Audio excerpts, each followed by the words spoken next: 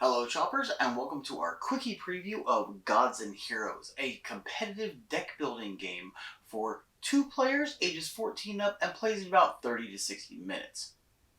We will be covering the quick start rules in our Quickie preview video, and in our preview video, which will be released on the same day that Kickstarter releases, we will be covering the draft rules. To begin, each player starts with a pre-constructed deck of 25 cards, following a certain theme. Players will each shuffle these decks, which are referred to as the army, and place them to the right-hand side of their side of the board.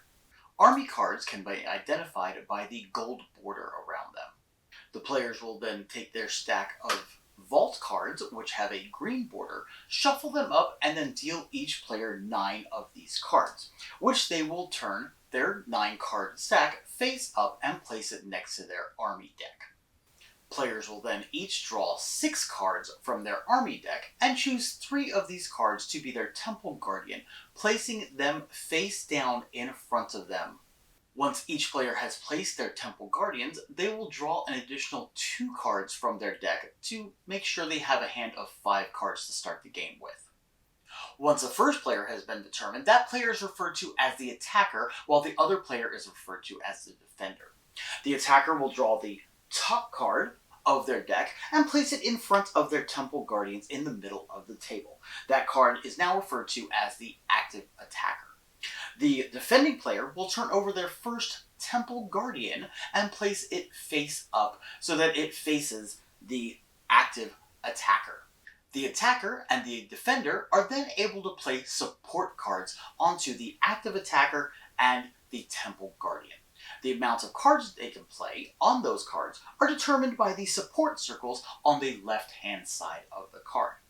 The attacker places their support cards face up onto the active attacker card, while the defender places any support cards face down onto their Temple Guardian. If a card has an effect, that effect is resolved right away as it is played. Once the attacker is done playing cards onto the active attacker, then the defending player will flip up the Temple Guardian's support cards. You total up the amount of attack on the active attacker and the amount of defense or health on the Temple Guardian. If the active attacker's attack number is higher than the Temple Guardian's defense, then the active attacker wins and all cards go to the graveyard. If the Temple Guardian's defense is higher than the active attacker's attack, then the active attacker and all support cards on the board go to the graveyard, while the defender's Temple Guardian stays in play in their temple.